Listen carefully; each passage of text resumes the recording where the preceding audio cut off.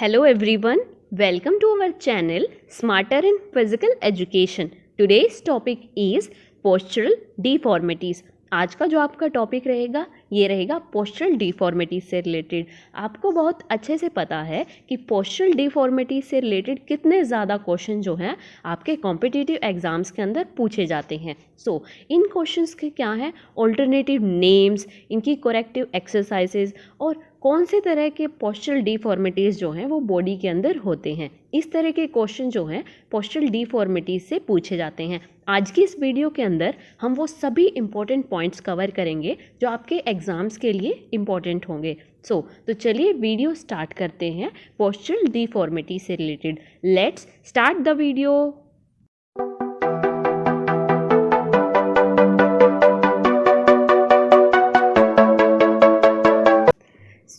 Our next topic is postural deformities. अब postural deformities को समझने से पहले हम इसके नाम के बारे में समझ लेते हैं कि postural deformities होता क्या है। postural deformities जो है ये दो शब्दों के मेल से बना है। First is posture and another is deformities। Posture के अंदर कुछ एक कमियां आना, पोस्चर का डिफॉर्म होना या पोस्चर के अंदर कोई विकृति, कोई कमी आ जाना, उसी को बोला जाता है पोस्चरल डिफॉर्मिटीज़।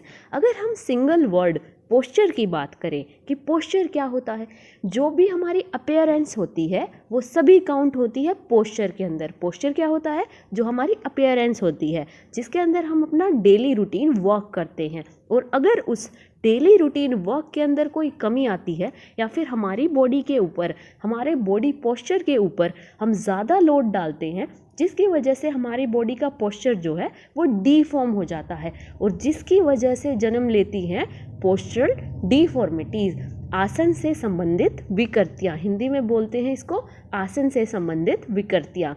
ये है पोस्चरल डिफॉर्मिटीज़। इस वीडियो के अंदर हम पोस्चरल डिफॉर्मिटीज़ के सभी इंपॉर्टेंट पॉइंट्स जो हैं वो कवर करेंगे। सो डियर स्टूडेंट्स, ये वीडियो आपके लिए काफ़ी हेल्पफुल होने वाली है क्योंकि एग्ज़ाम्स के अंदर इसके अंदर से बहुत सारे क्वेश्चन जो हैं वो पूछे जाते हैं। So students, there have two types of body posture. One is good posture and second is bad posture. Good posture को करेक्ट पोस्चर भी बोला जाता है और बैड पोस्चर को रॉन्ग पोस्चर बोला जाता है। अब रीज़न क्या रहता है? जो करेक्ट पोस्चर रहेगा, हम जब भी हमारी बॉडी से कोई भी वर्क करेंगे हमारी बॉडी पर कम से कम प्रेशर डलेगा, यानी जो हमारे जॉइंट्स हैं वो इक्वल फंक्शनिंग करेंगे, हम ज़्यादा से ज़्यादा काम करेंगे और एनर्जी जो है वो कम लगेगी। ये है गुड पोस्चर। अब बैड पोस्चर के अंदर क्या रहेगा? जो हमारे डेली रूटीन वर्क होंगे या कोई भी काम होगा वो करते हुए हमारी बॉडी पर ज़्यादा से ज़्यादा प्रेशर पड़ेगा और हमारी बॉडी अनइवन फील करेगी, यानी जो हमारी बॉडी की अलाइनमेंट होती है, जो हमारी बॉडी की सेंटर ऑफ ग्रेविटी होती है वो अपनी जगह से कहीं और खिसक जाती है। इसीलिए वो हमारी बॉडी का बैड पोस्चर होने का कारण बनती है। और गुड पोस्चर में क्या होगा? जो हमारी बॉडी की अलाइनमेंट होगी, ये आप जो लाइन देख सकते हो ये है बॉडी की अलाइनमेंट, जो हमारी बॉडी को एक करेक्ट पोस्चर रखने में हेल्प करती है।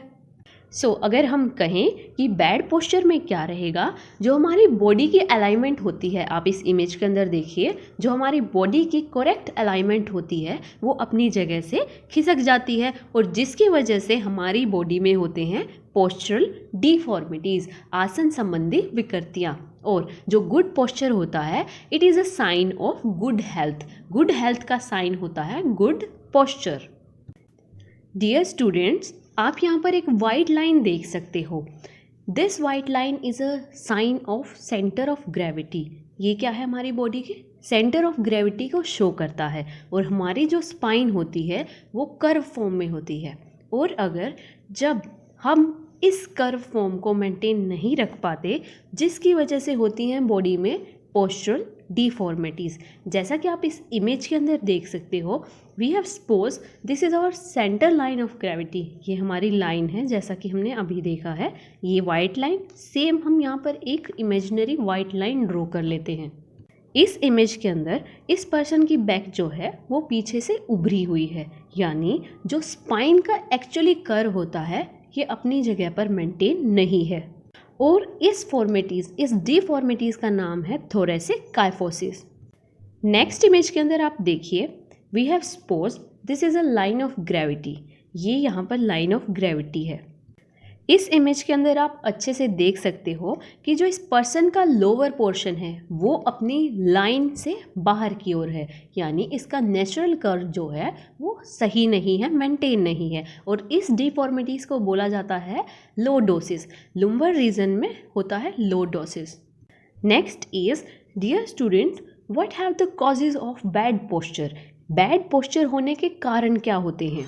सो स्टूडेंट्स, बैड पोस्चर के बहुत सारे रीज़न हो सकते हैं। सबसे पहले जो मेन कॉज होता है बैड पोस्चर का वो होता है हमारी हैबिट। हमारे जो डेली रूटीन हैबिट्स होती हैं, जैसे कि अपने हिसाब से चलना बैठना, झुककर खड़े होना या झुककर बैठना, या फिर ओवर वेट उठाना, वो भी गलत तरीके से, इनकी वजह से आती है बॉडी में deformities. Next is mental attitude. Mental attitude क्या? हम जब मेंटली डिस्टर्ब होते हैं तो हमारी बॉडी उस बिहेवियर को लंबे टाइम तक अपने अंदर रखती है, और जिसकी वजह से हमारी बॉडी, हमारे पोस्चर पर भी इसका नेगेटिव इफ़ेक्ट पड़ता है। और इसके साथ साथ हमें पता भी नहीं चलता हमने कब उस बैड पोस्चर को, उस गलत आदत को एडप्ट कर लिया है। या फिर इसके साथ साथ हमारी बॉडी में बहुत सारा लोकल पेन होता है, या बॉडी हमेशा थकी थकी रहती है, या फिर जब हम सिटिंग या स्टैंडिंग पोजीशन में बहुत ही ऐसे फटीग की पोजीशन में खड़े होते हैं या बैठते हैं, तो उससे हमारी बॉडी उसी चीज़ को एडप्ट कर लेती है, जिसकी वजह से बॉडी में डिफॉर्मिटीज़ जो हैं वो अपने आप आ जाती हैं।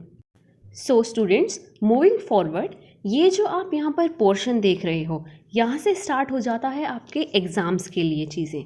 एग्ज़ाम्स के लिए जो भी पॉइंट इंपॉर्टेंट है वो यहाँ से शुरू होते हैं। वो सिर्फ एक ब्रीफ इंट्रोडक्शन था इस टॉपिक से, इस चैप्टर से रिलेटेड। सबसे पहले अगर बात की जाए, डिफॉर्मिटीज़ जो होती हैं वो दो तरह की होती हैं। एक होती है फंक्शन से रिलेटेड और एक होती है स्ट्रक्चर से रिलेटेड। इसीलिए इनको बोला जाता है फंक्शनल डिफॉर्मिटीज़ और स्ट्रक्चरल डिफॉर्मिटीज़। अगर बात की जाए सबसे पहले कि फंक्शनल डिफॉर्मिटीज़ क्या होती हैं, सो फंक्शन डिफॉर्मिटीज़ यानी related to body functioning. Body functioning कहाँ पर? टिश्यूज़ की, मसल्स की, या any limbs of the body, ये होती हैं फंक्शनल डिफॉर्मिटीज़। जब बॉडी के पार्ट्स अच्छे से काम नहीं करते, लाइक देखने से रिलेटेड, सुनने से रिलेटेड, बोलने से रिलेटेड, जब इन चीज़ों में डिफॉर्मिटीज़ आती है, इसको बोला जाता है फंक्शनल डिफॉर्मिटीज़। और ये कैसे आ सकती है? ये कोई भी चोट लगने से, किसी तरह की डिसीज़, किसी तरह की बीमारी, या फिर किसी एक्सीडेंट की वजह से हो सकता है। सो आप अच्छे से समझ चुके हैं कि फंक्शनल डिफॉर्मिटीज़ क्या होती है। फंक्शनल डिफॉर्मिटीज़ बॉडी के फंक्शनिंग से रिलेटेड जो डिफॉर्मिटीज़ हो जाती हैं, लाइक बोलने, सुनने, देखने से रिलेटेड, वो होती है फंक्शनल डिफॉर्मिटीज़। अब हम बात करते हैं कि स्ट्रक्चरल डिफॉर्मिटीज़ होती है। आप इसके नाम से समझिएगा, बॉडी के स्ट्रक्चर, बॉडी के अपीयरेंस से रिलेटेड। सबसे मेन चीज़ आती है इसमें बोन्स। बोन्स क्या है? बोन्स हमारे फिजिकल अपीयरेंस का एक फ्रेमवर्क होती है। जो स्केलेटल होता है, जो बोन से मिलकर बनता है, यही हमारी बॉडी का स्ट्रक्चर जो है अपीयरेंस के लिए शो करता है। तो स्ट्रक्चरल डिफॉर्मिटीज़ के अंदर सबसे मेन चीज़ आती है बोन्स के अंदर प्रॉब्लम। ये जो डिफॉर्मिटी, ये जो स्ट्रक्चरल डिफॉर्मिटीज़ होती है, बाय बर्थ हो सकती है, और इसके साथ साथ जो सबसे मेन रीज़न होता है स्ट्रक्चरल डिफॉर्मिटीज़ का, यानी स्ट्रक्चर के अंदर विकृतियाँ आने का, वो रहता है आपकी डेली हैबिट्स। यानी आप गलत तरीके से बैठते हो, चलते हो, लेटते हो, ये सभी आती हैं स्ट्रक्चरल डिफॉर्मिटीज़ के अंदर। और इस वीडियो के अंदर आज हम ये सभी स्ट्रक्चरल डिफॉर्मिटीज़ जो हैं वो कवर करेंगे। स्ट्रक्चरल डिफॉर्मिटीज़ का जो आप ये पेज यहाँ पर देख रहे हो, इसके अंदर जितने भी डिफॉर्मिटीज़ हैं वो आज हम कवर करेंगे, और काफ़ी अच्छे से इन सभी डिफॉर्मिटीज़ को याद भी रखेंगे।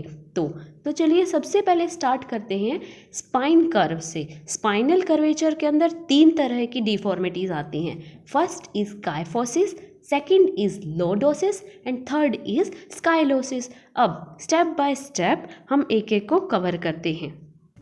अब हम बात करते हैं स्पाइनल कर्वेचर्स की। इसके अंदर ये 3 तरह की डिफॉर्मिटीज़ देखने को मिलती हैं, काइफोसिस, लॉर्डोसिस और स्काइलोसिस। आपको इनके नाम कैसे याद रखने हैं वो आपको नेक्स्ट स्लाइड में बता दिए जाएंगे। अब स्पाइनल कर्वेचर होता क्या है? ये होती है स्पाइन की डिफॉर्मिटीज़, और इसका कारण क्या होता है?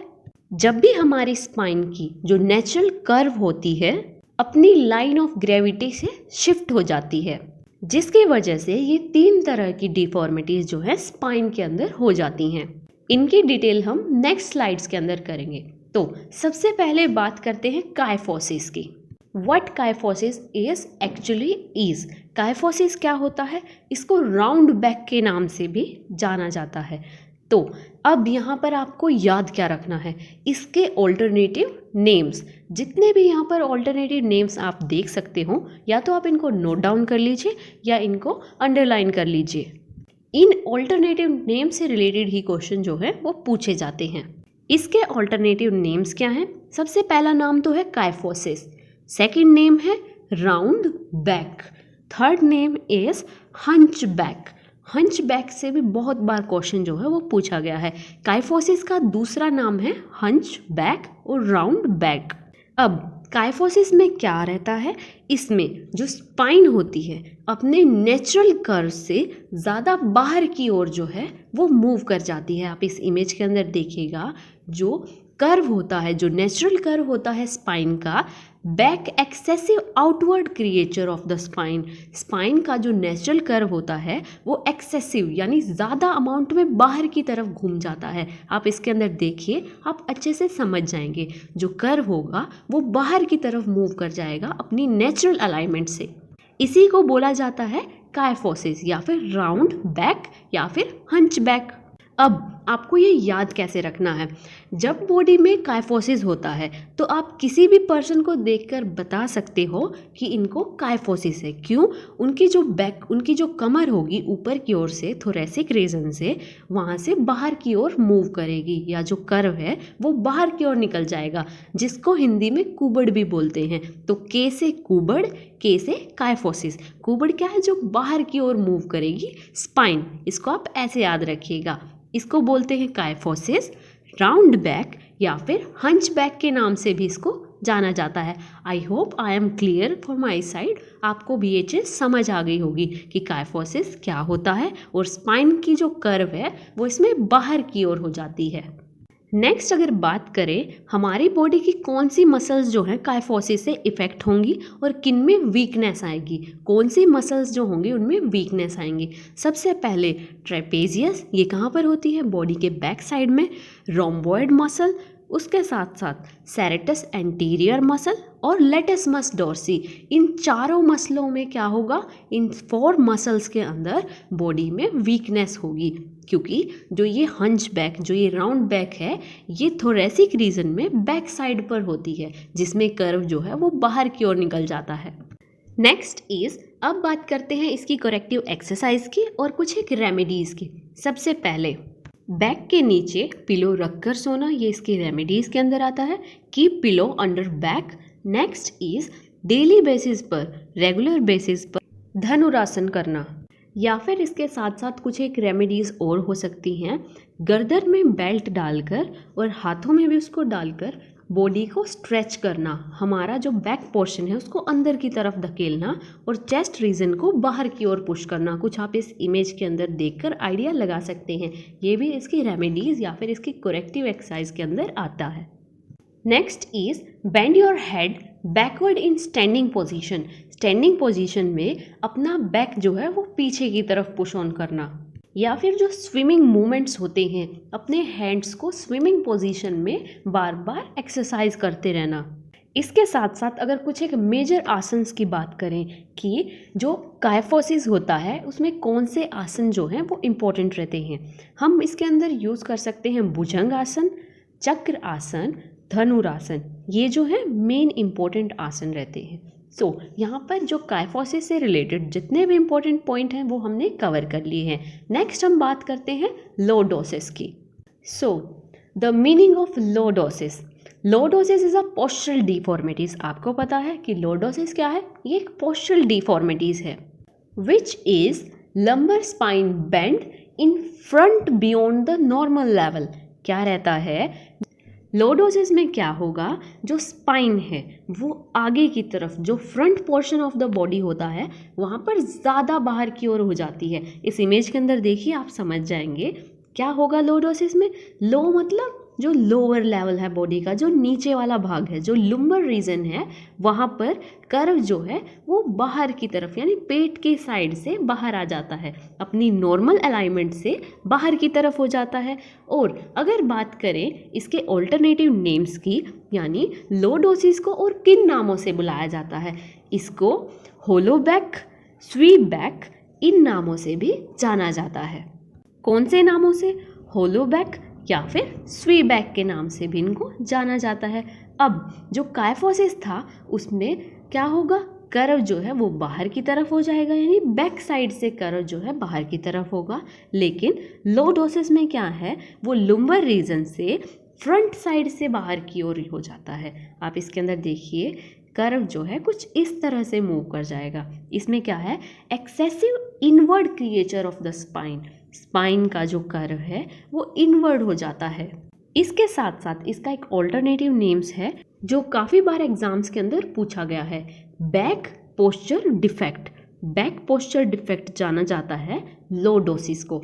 लॉर्डोसिस को आप याद रखिएगा, जो लुम्बर रीजन, जो लोअर रीजन में होता है। और काइफोसिस को कैसे याद रखना है, के से काइफोसिस और के से कुबर्ड। तो आई होप काइफोसिस और लॉर्डोसिस दोनों आपको याद हो चुके हैं।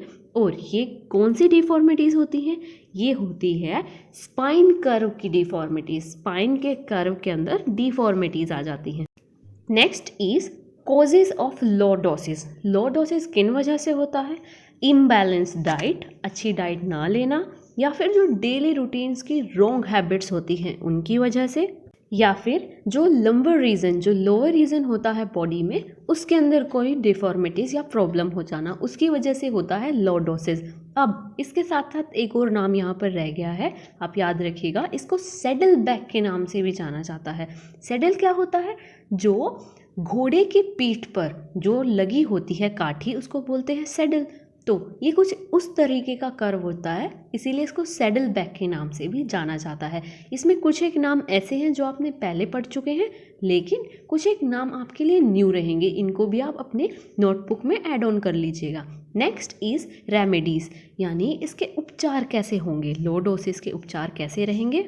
इसकी रेमेडीज रहेंगी कुछ एक एक्सरसाइजेज लाइक सिटअप्स, बेंट नी सिटअप्स, या फिर इसके साथ साथ टो टच, या फिर लेटकर सुपाइन पोजीशन में साइकिलिंग एक्सरसाइज परफॉर्म करना, जैसे कि लेटकर साइकिल चलाते हैं।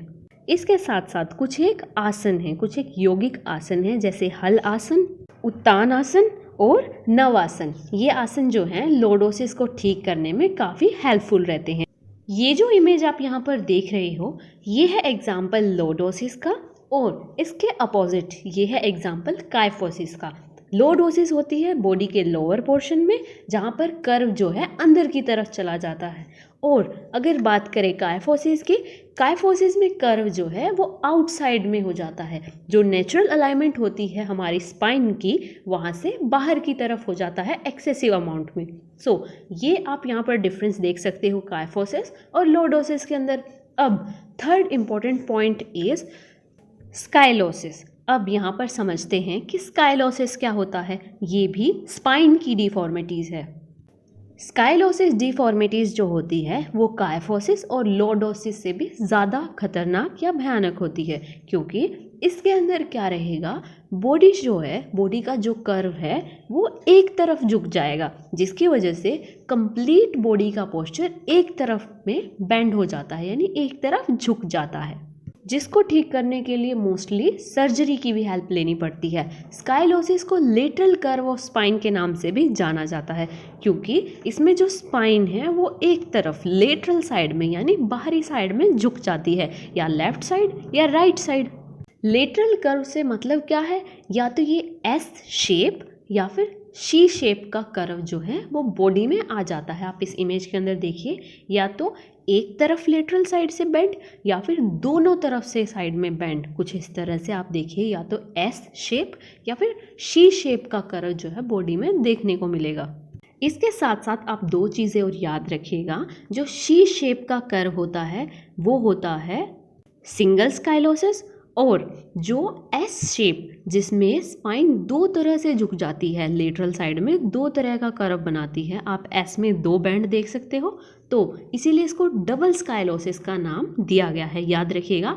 याद रखिएगा जो एस शेप कर्व होगा वो रहेगा डबल स्पाइन स्काइलोसिस, और जो शी शेप कर्व होगा वो रहेगा सिंगल स्काइलोसिस। अब अगर बात करें इसके कारण की, इसके कॉजेज़ की, ये किस वजह से होता है, ये हो सकता है हमारे जो पैर, हमारी जो लेग्स का डेवलपमेंट अच्छे से ना हो, या फिर जो हमारी एक्टिविटीज़ होती हैं, लाइक जो पेस बॉलर होते हैं क्रिकेट के अंदर, वो क्या है अपनी बॉडी को एक तरफ झुकाकर क्या करते हैं, बॉलिंग करते हैं, और उनका डेली रूटीन यही हो जाता है। इसीलिए ये इन वजह से भी होता है, या फिर हैवी वेट को हमेशा एक साइड कैरी करना, जिसकी वजह से बॉडी में एक तरफ बेंड आ जाता है, एक तरफ कर्व बन जाता है। अगर बात करें इसकी रेमेडीज़ की, इसके हल क्या रहते हैं, इसके सॉल्यूशंस क्या रहेंगे। रेमेडीज़ रहेंगी बेंडिंग एक्सरसाइज, जिस साइड पर कर्व बना है उससे अपोजिट साइड में एक्सरसाइज करना, बेंडिंग एक्सरसाइज करना, या फिर hanging on bar for some time, कुछ टाइम के लिए बार पर लटकना, या फिर स्विमिंग एक्सरसाइज में जो ब्रेस्ट स्ट्रोक टेक्निक होती है वो करना। ये ब्रेस्ट स्ट्रोक्स टेक्निक क्या है, ये स्विमिंग की एक टेक्निक होती है, ये करना किसमें, स्काइलोसिस को ठीक करने के लिए। या फिर इसके साथ साथ कुछ एक यौगिक आसन होते हैं, लाइक भुजंग आसन, धनुरासन, चक्रासन, शलभ आसन, कुछ इस तरह के आसन से स्काइलोसिस को ठीक किया जा सकता है। यहाँ पर ये आपके कंप्लीट हो जाते हैं स्पाइन से रिलेटेड कर्व। स्पाइन से रिलेटेड जितने भी डिफॉर्मिटीज़ होती हैं ये तीनों इनके अंदर आती हैं। इसके साथ साथ स्पाइन के अंदर एक और डिफॉर्मिटी होती है जिसको बोला जाता है काइफो और लॉर्डोसिस। काइफोलॉर्डोसिस यानी it is a mixture of both kyphosis and lordosis. इसके अंदर क्या होता है, एक ही टाइम में एक ही पर्सन को ये दोनों तरह की डिफॉर्मिटी हो जाती है। आप इस इमेज के अंदर देखिए कि इस पर्सन के अंदर काइफोसिस और लॉर्डोसिस दोनों की ही डिफॉर्मिटी एक ही टाइम पर हो गई है, यानी काइफोसिस में बाहर की तरफ कर्व और लॉर्डोसिस में अंदर की तरफ कर्व जो है इस पर्सन को हो चुका है। इस तरह की डिफॉर्मिटी को बोला जाता है काइफो प्लस लॉर्डोसिस। ये है स्पाइन की सभी डिफॉर्मिटीज़। यहाँ पर ये आपके स्पाइनल कर्वेचर से रिलेटेड डिफॉर्मिटीज़ खत्म हो चुकी हैं। Next deformity is round shoulders. Round shoulders जैसे कि आप नाम से समझ सकते हैं, इसमें कंधे जो हैं वो राउंड शेप ले लेते हैं। कुछ इस तरह से आप इमेज देखिए, एक है normal person and another is जहाँ पर राउंड शोल्डर हो चुके हैं। आप इनके शोल्डर्स के अंदर डिफरेंस देख सकते हैं, कितना चेंज आ चुका है। तो इसका एक और ऑल्टरनेटिव नेम है, इसको आप याद रखिएगा। Alternative name is abducted scapula. इसको एब्डक्टेड स्कैपुला के नाम से भी जाना जाता है। राउंड शोल्डर्स के अंदर क्या रहता है, इसमें पोस्चर के अंदर क्या रहेगा, शोल्डर जो है वो राउंड शेप ले लेते हैं और आगे की तरफ बेंड कर जाते हैं। Seems to be bend forward. Forward क्या है, बेंड कर जाते हैं। कुछ इस तरह से कंधे जो हैं आगे की तरफ झुक जाते हैं और शोल्डर जो है वो राउंड शेप ले लेते हैं। नेक्स्ट इज, अगर बात की जाए इसकी रेमेडीज़ की या फिर इसकी करेक्टिव एक्सरसाइज की कि राउंड शोल्डर्स को किस तरह से ठीक किया जा सकता है। सबसे पहले कुछ एक योगिक एक्टिविटीज़ या कुछ एक योगिक आसन होते हैं, लाइक चक्रासन, धनुरासन। इनको रेगुलर बेसिस पर करने से जो राउंड शोल्डर की प्रॉब्लम है वो ठीक हो जाती है। नेक्स्ट इज, क्या करते हैं, एक हॉरिजेंटल बार। हॉरिजेंटल क्या है, जो ज़मीन के समानांतर चीज़ होती है वो होता है हॉरिजेंटल। इस तरह का कोई एक बार लेते हुए उसको काफ़ी देर तक होल्ड करते हैं ताकि जो शोल्डर की राउंड पोजीशन है, जो राउंड डिफॉर्मिटी है, उसको ठीक किया जा सके। Next corrective exercise is shoulder की कुछ एक स्ट्रेचिंग या फिर कुछ एक क्लॉकवाइज और एंटी क्लॉकवाइज एक्सरसाइज की जाती है, जिससे क्या है, शोल्डर पर प्रेशर पड़ता है और वो अपनी पोजीशन को चेंज करने लग जाते हैं। ये जितने भी इंपॉर्टेंट पॉइंट आपके एग्जाम्स के लिए ज़रूरी थे वो यहाँ पर करवा दिए गए हैं। ये थी आपके शोल्डर रिलेटेड डिफॉर्मिटी। स्टूडेंट्स, आप यहाँ पर अच्छे से देख सकते हैं, this is the normal shoulders and this is round shoulders. क्या डिफरेंस रहता है दोनों के अंदर। अब हम कवर करते हैं लेग्स और फीट से रिलेटेड डिफॉर्मिटीज़। डियर स्टूडेंट्स, अब हम नेक्स्ट डिफॉर्मिटी की बात कर लेते हैं। नेक्स्ट डिफॉर्मिटी होगी रिलेटेड टू अवर नी। हमारे नी से रिलेटेड किस तरह की डिफॉर्मिटीज़ हो जाती हैं। तो सबसे पहले बात करेंगे नॉक नी के बारे में। नॉक नी के बारे में इसका ऑल्टरनेटिव नेम क्या रहेगा? वो रहेगा जीनू वेलगम। इस नाम को आप ज़रूर याद रखिएगा क्योंकि एग्जाम्स के अंदर बहुत बार ये नाम पूछा जा चुका है। नॉक नी का ऑल्टरनेटिव नेम क्या रहता है? जीनू वेलगम। नेक्स्ट इज़, अगर बात करें कि नॉक नी के अंदर किस तरह की डिफॉर्मिटी होती है। नॉक नी में क्या होगा, जो हमारे नी होते हैं वो नॉर्मल कंडीशन में जब हम खड़े होंगे उस टाइम पर भी आपस में टच करेंगे और हमारे एंकल के अंदर बहुत सारा गैप हो जाएगा। यहाँ पर देखिए साफ साफ लिखा हुआ है, it is a condition where the knees touch each others और the gap between the ankle goes on increasing. क्या होगा, एंकल्स के बीच में गैप बढ़ जाएगा और नी के अंदर जो आपस में टच होंगे, वो नी क्या है, आपस में टच होंगे, वो कंडीशन होती है नॉक नी की। इसके साथ साथ जो टिबिया और फिबुला बोन है इससे बहुत ज़्यादा इफेक्ट करेंगी और पैरों में दर्द भी रहेगा। ये कंडीशन कब आती है? कई बार क्या होता है, जो छोटे बच्चे होते हैं वो बचपन में जल्दी चलना स्टार्ट कर देते हैं या वॉकिंग स्टार्ट कर देते हैं, जिसकी वजह से उनके नी के अंदर ये डिफॉर्मिटी हो जाती है और उनके नी आपस में क्या करते हैं, नॉक करते हैं। इसीलिए इसका नाम क्या है, नॉक नी। इसी की वजह से हो जाती है ये डिफॉर्मिटी और एंकल के अंदर ज़्यादा गैप बढ़ जाता है। नेक्स्ट इंपॉर्टेंट पॉइंट इज, जो नॉक नी की डिफॉर्मिटी होती है उसके अंदर लेग्स की जो शेप होगी वो किस तरह से हो जाएगी? वो हो जाएगी इंग्लिश अल्फ़ाबेट एक्स के शेप की। किसके शेप की? X shape. सो ये चीज़ आप याद रखिएगा। और इसके साथ साथ नॉक नी की वजह से सबसे ज़्यादा डिफॉर्मिटी होने का चांस रहता है फ्लैट फिट्स का। तो जो फ्लैट फिट डिफॉर्मिटी है वो हम नेक्स्ट स्लाइड्स के अंदर कवर करेंगे। बस आप यहाँ पर ये याद रखिएगा कि नॉक नी की वजह से फ्लैट फुट होने के भी ज़्यादातर चांसेस रहते हैं। Next is remedies about knock knee. Knock knee को ठीक करने के लिए कौन सी रेमेडीज़ यूज़ करनी चाहिए या फिर करेक्टिव एक्सरसाइज क्या होती है नॉक नी की। Most important remedy is horse riding. Knock knee को सबसे अच्छा तरीका नॉक नी को ठीक करने के लिए वो रहता है हॉर्स राइडिंग। हॉर्स राइडिंग में क्या होगा, हमारी लेग्स जो हैं वो काफ़ी टाइम तक खुली रहेंगी और जिसकी वजह से क्या है, नी के अंदर धीरे धीरे गैप बढ़ जाएगा। इसीलिए सबसे ज़्यादा रेमेडीज़ जो यूज़ की जाती है नॉक नी को ठीक करने के लिए वो रहती है horse riding. Next is during sleeping time using pillow between the knee. सोते समय क्या करना चाहिए, पिलो को पैरों के बीच में लगाकर सोना चाहिए ताकि हमेशा उनमें गैप होता रहे। कुछ एक यौगिक एक्टिविटी या फिर आसन होते हैं जिनकी वजह से नॉक नी को ठीक किया जा सकता है। पद्मा आसन और गोमुख आसन, इनके थ्रू नॉक नीज को ठीक किया जा सकता है। यहाँ पर आपका क्लियर हो चुका है related to knock knee deformity. यहाँ पर हमने इसका ऑल्टरनेटिव नेम किया और इसके साथ साथ ये किस वजह से होती है और इसकी रेमेडीज़ को भी यहाँ पर हमने कवर किया है। अब हम बात करते हैं नेक्स्ट डिफॉर्मिटी की। नेक्स्ट डिफॉर्मिटी है बो लेग्स। बो लेग्स भी लेग्स से रिलेटेड डिफॉर्मिटी है और जिसको बुलाया जाता है जीनू वरुम के नाम से भी। जीनू वरुम इसका ऑल्टरनेटिव नेम है। और आप याद रखिएगा जो नॉक नीज थे उनका ऑल्टरनेटिव नेम क्या था, जीनू वेलगुम। वहाँ पर एल आता है, यहाँ पर है जीनू वरुम। आप इस चीज़ को याद रखिएगा, कंफ्यूज मत होइएगा। उसके बाद अगर बात करें बो लेग्स की, बो लेग्स के डिफॉर्मिटी में क्या होगा, आप यहाँ पर इमेज देखिए। लेग्स जो हैं वो शी शेप ले लेती है, यानी लेग्स बाहर की तरफ लेटरल साइड में फोल्ड या बेंड होना स्टार्ट हो जाती हैं।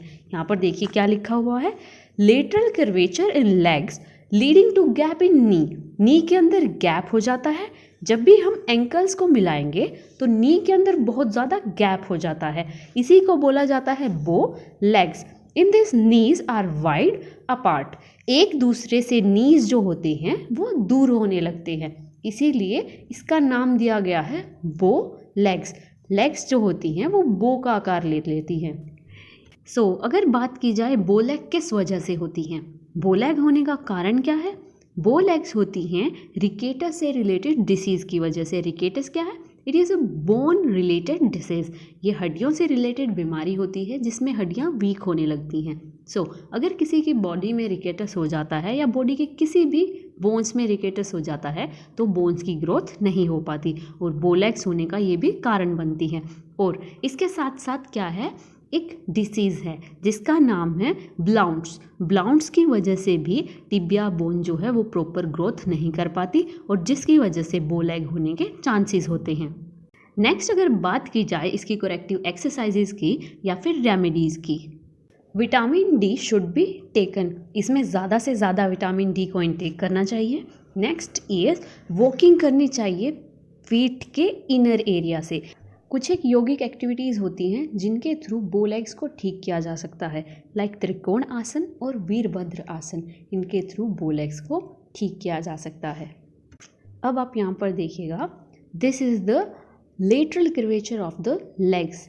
लेग्स के अंदर लेटरल यानी बाहर साइड में कर्व आ जाता है और इसकी शेप क्या रहती है, ओ शेप। बोलेग्स की ये जो एग्जाम्पल है आप यहाँ पर अच्छे से देख सकते हो। यहाँ पर लेग्स के बीच में काफ़ी ज़्यादा गैप आ चुका है। This is the normal legs and this is बो लेग्स। आई होप आप इन दोनों में डिफरेंस कर सकते हो। ये यहाँ पर आपका क्लियर हो जाता है बो लेग्स। आगे बढ़ते हुए अब हम बात करते हैं फीट से रिलेटेड डिफॉर्मिटीज़। पैरों से रिलेटेड कौन सी तरह की डिफॉर्मिटीज़ बॉडी के अंदर होती है।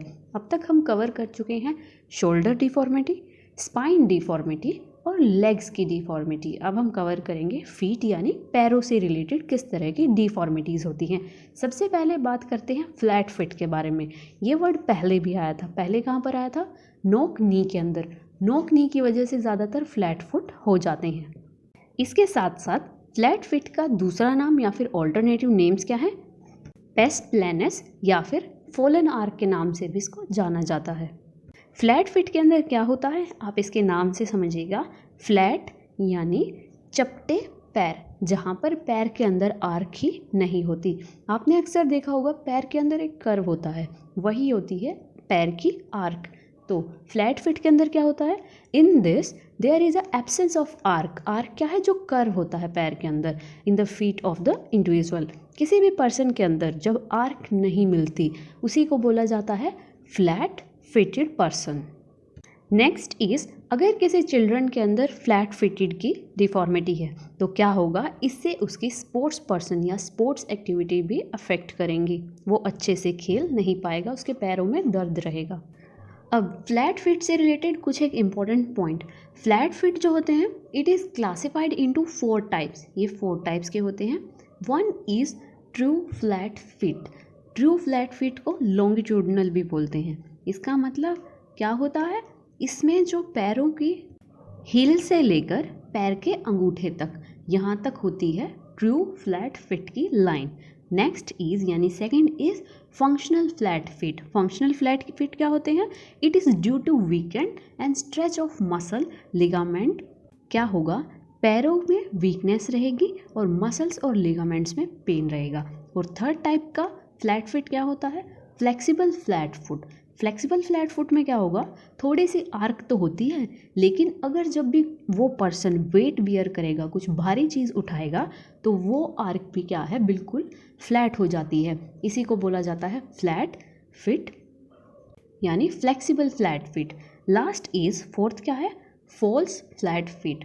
फॉल्स फ्लैट फिट क्या होता है, पैर की आर्क ही रॉन्ग होना, उसको बोलते हैं फॉल्स फ्लैट फिट।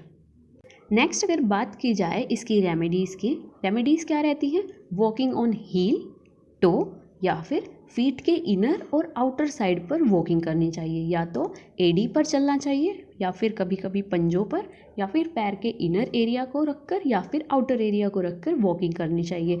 जिससे क्या है, पैर की आर्क जो है, पैर की आर्क चेंज होने लगती है और पैर में आर्क आना स्टार्ट हो जाती है।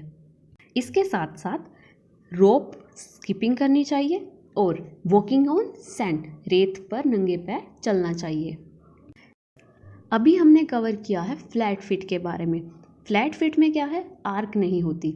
लेकिन अब नेक्स्ट जो इम्पोर्टेंट पॉइंट हम कवर करेंगे ये अपोजिट रहेगा फ्लैट फिट में। इसमें क्या है, हाई आर्क हो जाती है पैर की। फ्लैट फिट में आर्क कम होती है या बिल्कुल ही नहीं होती और इसके अंदर आर्क जो है वो काफ़ी ज़्यादा हाई हो जाती है। इसे क्लेव फिट, पेस क्लेविस या फिर होल फुट के नाम से भी इसको जाना जाता है। इसमें पैरों के जो टो होते हैं वो जानवरों या पशुओं की तरह दिखाई देने लग जाते हैं, थोड़े से उठे हुए। आप इस इमेज में देखिए कुछ इस तरह से, और इसमें आर्क जो है वो काफ़ी ऊपर चली जाती है। ये जो आप नेम्स देख रहे हैं ये कुछ एक इसके ऑल्टरनेटिव नेम्स और हैं, आप इनको भी याद रख सकते हैं, जैसे हाई आर्क, हाई इंस्टेप्स और कुछ और नाम ये आप देख सकते हो। अब यहाँ पर 2 इम्पोर्टेंट पॉइंट है, कई बार ये एग्जाम में पूछ लिए जाते हैं। फर्स्ट इज टिबियल टोर्सन, इसका नाम याद रखिएगा, टिबियल टोर्सन, जिसमें क्या होता है, इन्वर्टेड फीट के नाम से भी इसको जाना जाता है। पैर की जो आर्क है वो ज़्यादा ही अंदर की तरफ यानी इन्वर्ट हो जाती है, इसीलिए इसको बोला जाता है इन्वर्टेड फीट, या फिर इसको बोला जाता है पिजन टो। पिजन टो की तरह ये दिखाई देते हैं। ये इमेज आप देखिए, आप अच्छे से समझ जाएंगे। इसका नाम क्या है, टिबियल टोर्सन, पिजन टो या फिर इन्वर्टेड फीट के नाम से इसको जाना जाता है। इसमें पैरों के जो टो पंजे होते हैं वो कबूतर की तरह दिखने लग जाते हैं, जो कबूतर के पंजे होते हैं उसकी तरह दिखाई देने लगते हैं। Second important point is pronated feet या फिर डक फीट के नाम से भी इसको जाना जाता है, या फिर इसको इवर्टेड फीट भी बोला जाता है, कुछ इस तरह से। जैसे आप इस इमेज में पैर देख रहे हैं, इसमें कुछ इस तरह से पैर जो हैं हो जाते हैं। इसके नाम क्या है, प्रोनेटेड फीट या फिर डक फीट के नाम से भी इनको जाना जाता है। Next deformity is pigeon chest. जैसा कि आप इसके नाम से समझ सकते हो, इसमें चेस्ट जो है उसकी शेप एक पिजन चेस्ट की तरह हो जाती है। आप इस इमेज के अंदर देखिए, और इसका ऑल्टरनेटिव नेम क्या रहेगा, पेक्टस कैरिनेटियम, इसका ऑल्टरनेटिव नेम ये है।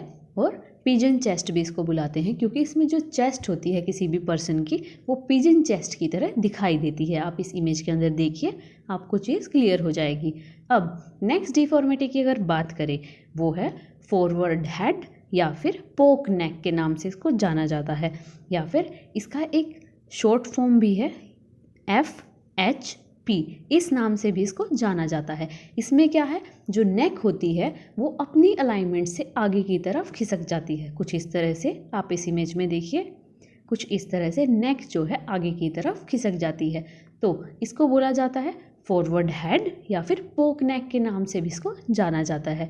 डियर स्टूडेंट्स, यहाँ पर हमने सभी डिफॉर्मिटीज़ को कवर कर लिया है, और इस वीडियो के अंदर हमने डिफॉर्मिटीज़ के हर एक पॉइंट को कवर किया है, उनकी रेमेडीज़ के साथ साथ करेक्टिव एक्सरसाइज को भी हमने कवर किया है, और जितने भी इम्पोर्टेंट उनके ऑल्टरनेटिव नेम्स हैं वो सभी इस वीडियो के अंदर कवर करा दिए गए हैं। इतनी डीप में आज तक किसी ने भी ये चैप्टर नहीं करवाया है। आई होप ये चैप्टर आपका बहुत अच्छे से क्लियर हो चुका है, और जितनी भी डिफॉर्मिटीज़ थी आपको अच्छे से समझ आई होंगी। I hope so thank you so much. I hope ये वीडियो आपकी क्लियर हो चुकी है। अदर टॉपिक्स की तरह ये टॉपिक भी आपका क्लियर हो चुका है। आई होप ये टॉपिक आपको अच्छे से समझ आया होगा।